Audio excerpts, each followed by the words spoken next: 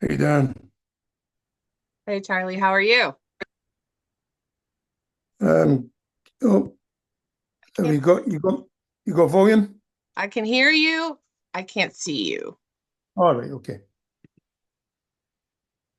There we go. Yay! How are you? Good. Good. Thanks for You see me joining. all You're right with that what's light that? behind me? Can you see me okay with the light behind me? When you lean forward, I can. Yeah. I'll Yeah, turn it's sideways. a little bright. Yeah. Yeah. Turn this way a bit more. How's that?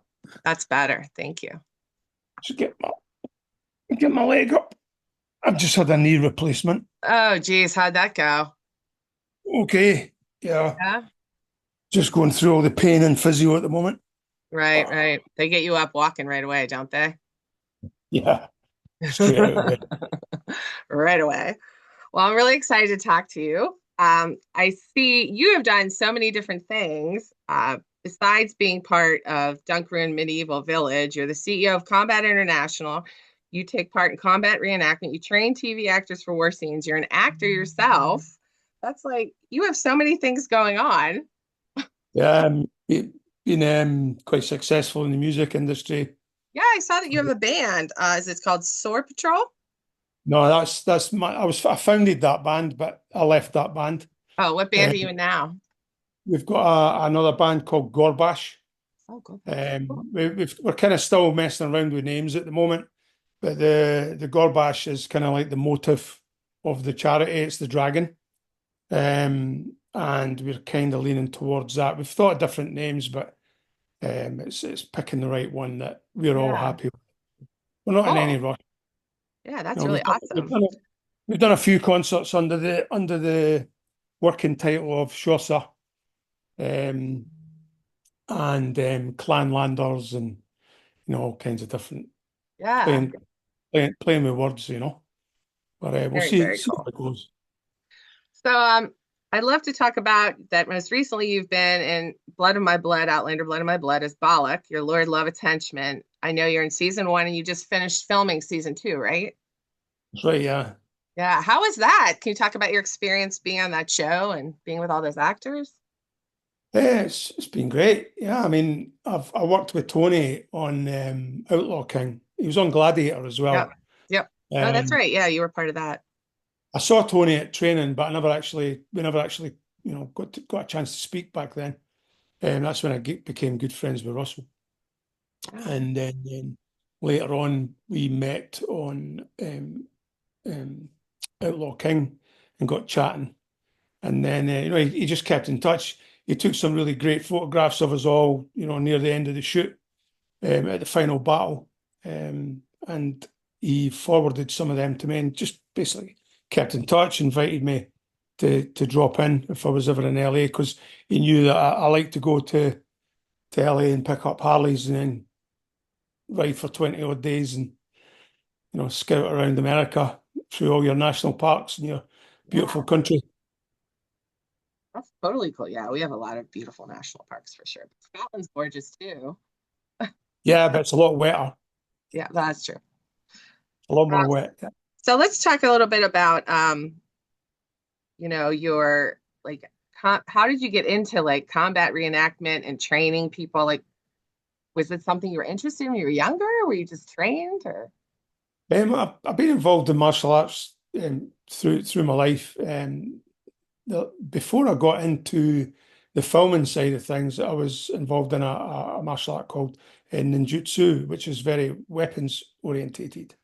And being on film sets, I started off as an SA, um, and I saw that a lot of the stunt guys, while they were great at, setting themselves on fire and getting knocked down by cars and falling out of buildings, the fighting quality was more still leaning more towards stage combat.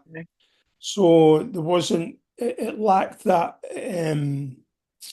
feeling of realism in it.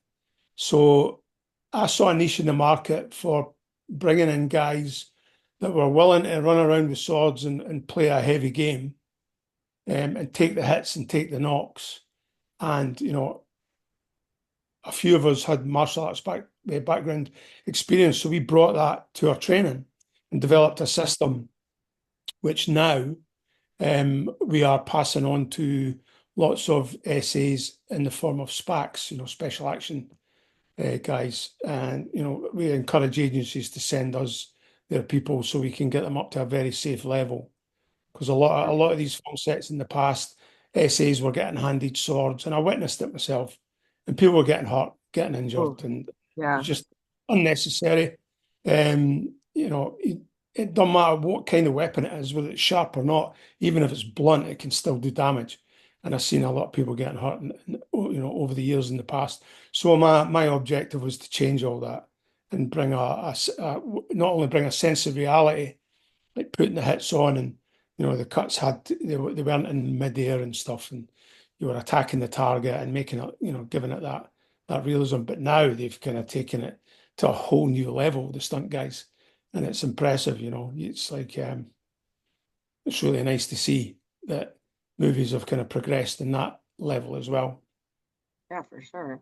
Well, I know that Yeah. you also trained Sam Heughan and Graham McTavish, and as well as being part of in an episode of Men in Kilts. How hard was it, or is it a challenge to, train actors? Is it very grueling? Is it take a long time? Well, they used to say that it's easier to train a martial artist how to act than it is to train an actor martial arts. But I don't agree with that because a lot of the actors nowadays are a bit more, they've had some experience, in combat through film because there's so much action going on, through the film industry in the past years. But I think now it's a given that actors are expected to put in the time and put in the effort, and they get the right guys, they get the proper training. I mean, look at John Wicks, for instance. Keanu Oh, I Reeves, know that show. Those movies are intense. 6 month immersion, in the first one, Yeah, just to get things right, and that's the kind of level that you want to see. That's what the audience expect to see. They want to see the actors themselves doing it as well. for sure. That's crazy. So I Yeah. interviewed Simon Weir a few months ago, and he said to tell you that he'll never forgive you for killing his character prophet. That wasn't on me. I was on the writer. Yeah, he's A hilarious. shame. I had a great time talking to him. He's a really great guy. Yeah, he's cool. Yeah, he told me Very cool. he'd spent years trying to go on Outlander, and then he finally got on I it. know. He said he auditioned like a crazy amount of times. Yeah. Well, Yes. he told me he was happy that it was me that killed him. Yeah, right. At least it's a friend, right? Yeah. I was Yeah. I was so surprised by that scene. I was like, oh, that poor guy, he did everything he was asked to do by Lord Lovett and he still has to bite it. That's Yeah. terrible. Yeah. So so you also have a charitable trust. You preserve Scottish culture and heritage. It's called Clan Trust for Scotland. Can you tell us a little bit about your trust and what you do with that? The Clanranald Trust for Scotland is kind of where everything came from. The movies, the music, everything that I became kind of all spawned from this idea that I had when I was at school, and then later in my 20s, I kind of became a bit more proactive about it, was creating a space where kids could come and fully immerse themselves in Scottish culture and heritage. Because I spent a lot of time traveling the world, and everywhere I went, I realized that, these cultures were teaching their children their own culture and heritage, but Scotland didn't. Mm, And I remember in school, when I was about 15, the history teacher, quickly breezing across the Picts and Romans, and I was like, "Excuse me, who are the Picts?" And she says, "Oh, well, the indigenous people of Scotland, but we're not talking about them right now." And I'm like, "Well, why? Why are we talking about this? You right. know, English history or British history when we should be learning about our own? And so even then, I had a bit savvy about, we should really be learning about our own culture and heritage because we have such a wealth. And I knew that then. So I went off to the library that afternoon and researched a little bit more on the Picts, and that was me on my journey. And from then on, I left school, traveled the world, and joined a couple of wee bike clubs, and we would jump on our bikes and head up north and seek out all these historical places, like the Brochs that the Picts used to live in, the Standing Stones, all the Oh, monuments that wow. freely available and open to walk around, So we spent our late teens and our early 20s all running around Scotland, finding places of interest. Yeah. And I remember sitting one That's so day, cool. yeah, and I don't think my mates at the time took me very seriously when I said, I looked up one day, we were all sitting in the pub playing pool, and I was like, I'm going to build a fort. And And they're they're like, looking, what? they're like, yeah, what? Yeah, yeah, yeah, right, sure. No. And then years and years later, one of those guys bumped into his brother and said, "Oh, I bumped into Chick the other day there." And he's like, "What's he doing?" He's like, "Building a fort." And that was like, A I don't know, huge fort, though, not like a small fort. I was like 10, 15 years later. Yeah, that's amazing. That's amazing. Right. And the, So, the whole so when point you of that say was, you're running around Scotland, you're running around on motorcycles, right? yeah, yeah, yeah, Yeah, yeah, okay. dodging sheep and on the little narrow roads and deer. And yeah, we would jump on our bikes beginning of March, and that would be us all year, right round to the end of August, September, Oh, right wow. into October. Sometimes when we went up at the end of March, we'd have snow coming back home from Oh, wow. Glenafton. That's crazy. On Yeah. motorcycles. Wow. So, since you've traveled the world, besides Scotland, what other places do you love? Like, what have you immersed yourself in that you were like, this place is just amazing? Um, I enjoyed Australia, um, but I also love Italy. Oh, yeah. The food and the people and the temperature and just the history. Yeah, I love Italy. There's quite a few pockets of Italy that are close to my heart. Yeah, Um, that's definitely somewhere I want to go. We have a friend that lives there now, so yeah, I have no reason not to. must go. I Yeah, know. I want to travel. I haven't been to Scotland yet either, so that's definitely like number one for me. yeah, Definitely. Okay. So yeah. let's talk a little bit about being in a band. Like did that just evolve naturally from your love of Scotland and your love of music? You know, Well, I in the organisation in the charitable trust, we have a bunch of volunteers, and we called ourselves a modern day clan. And we okay. did everything else. We visited schools. We visited over 300 schools a year at one point, taking our culture and That's heritage. immense. Yeah, visitors and invaders of Scotland as well. So we would cover, sometimes we'd have two schools going on at the same time. We'd have a group in one school and a Wow. yeah. And myself and a guy called Scott McMaster, who was manager of the Bannockburn Centre, he helped me develop all these educational packs so that, we faced a lot of apathy from teachers, Really? yeah, Yeah, because that's interesting. I wonder people why. don't know that people don't know that Scottish culture and heritage wasn't part of our national curriculum Uh-huh. until 1996. Wow, that's a shame. And it wasn't until 2007 that it was passed in 96 in the Commons in Parliament, but it wasn't until 2007 when it actually started taking hold. So between 96 and 2007, we had to encourage teachers to um, teach children about their culture and heritage. So we would offer to come in and teach about the Vikings, Romans, the Jacobites, the Wars of Independence, Wow. um, you know, everything across the board, and castle life and medieval life, all that kind of thing. So we basically devised a formula where we would go in with an educational pack, and the teachers would hand out these sheets, and the kids would fill them in, draw them in, and we'd always ask them to give an account of what they remembered after our visit. Hmm. And the whole purpose of that was to get them interested in Scottish culture and heritage enough that they would come with their parents to Right. visit Dungarvan. That's smart. That was the long-term goal, and it Yeah. worked. I was standing on a film set on um, Outlaw King, and this big, tall 25-year-old came up to me and asked me to shake my hand. He says, you're Chick Allan. I was like, aye. He said, can I shake your hand? And I thought, it's going to be to do with movies or something. And he Yeah. said, so I'm shaking his hand. I was like, how you doing, big guy? And he's like, you came into my school when I was 5 years old and taught me about William Wallace and the Bruce, and that's why I'm standing here as an essay on this film set because I want to be part of it. That is awesome.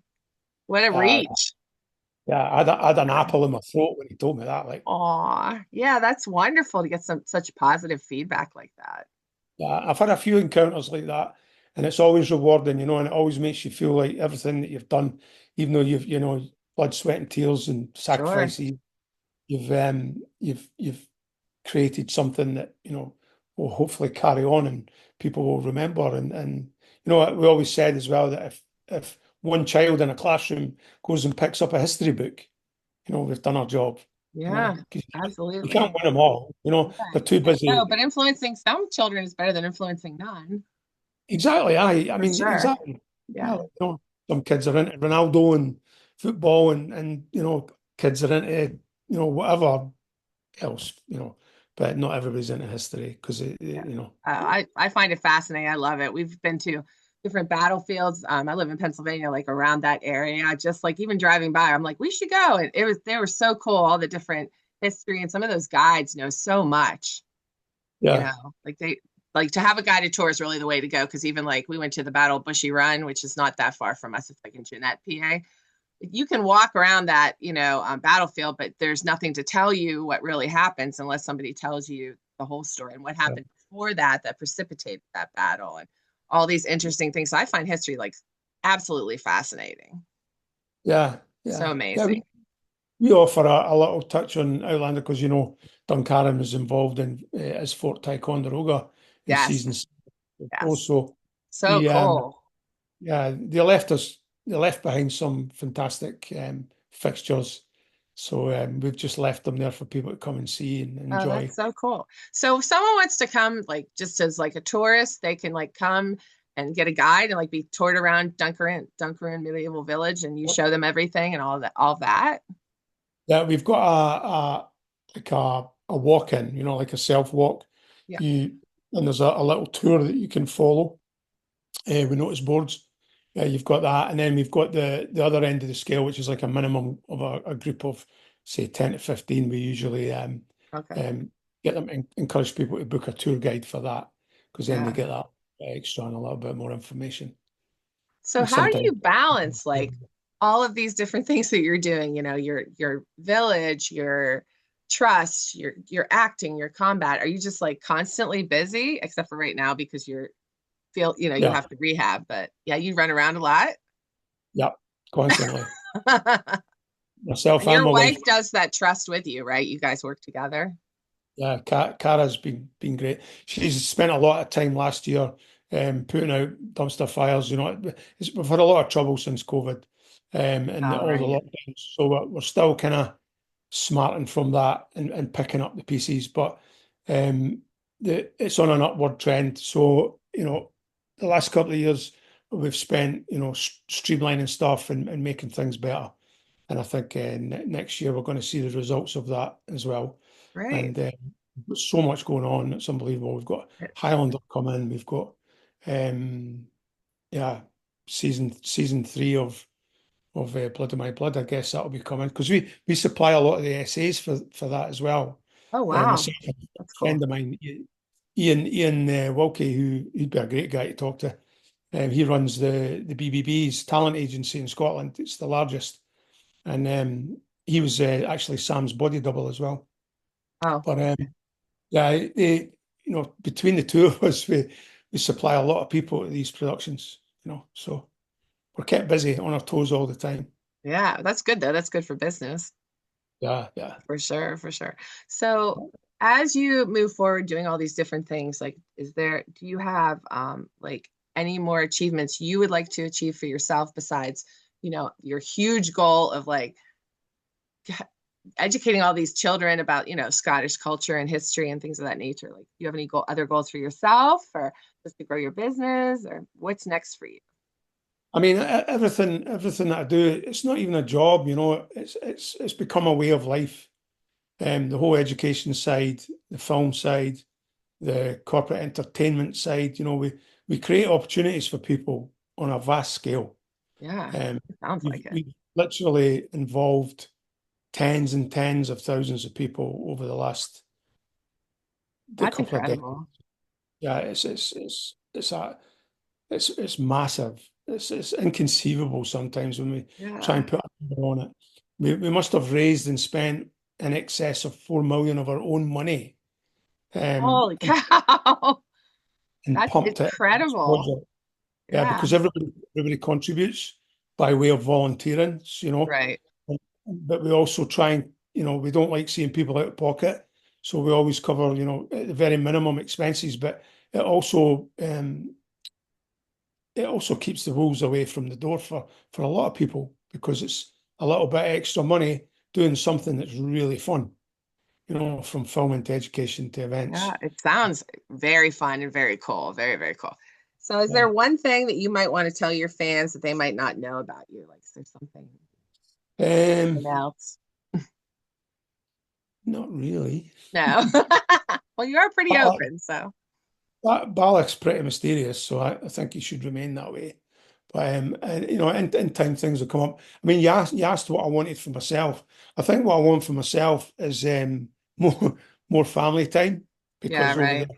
over the past years I've invested so much in other people that I've it's taken its toll on me a few times, and I've forgotten about myself.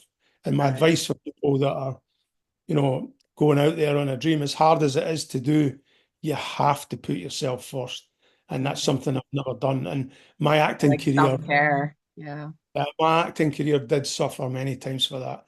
I gave up various opportunities for the band, for other people. And, at the end of the day, um, you don't really get any thanks for that. People are invested in what I do and what we do as a group for their own reasons. And Right. that's not a bad thing. That's not a bad thing. It's the same as saying that, people will come through your life for a week, they'll come through your life for a couple of years. They'll Right. come for 5 years and then they'll disappear and then they'll come back again.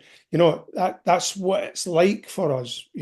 We have no expectations of people investing their time. We take what we get.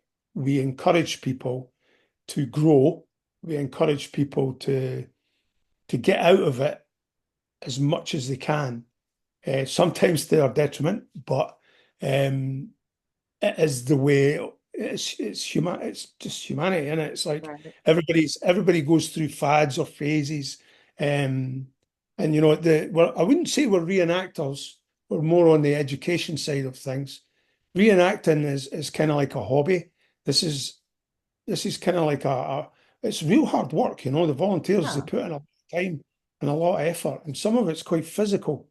But we take people from all walks of life as well. So we also take people under our wing that maybe need a bit of help and a bit of guidance. And we're quite good at that now. We've had a lot of experience.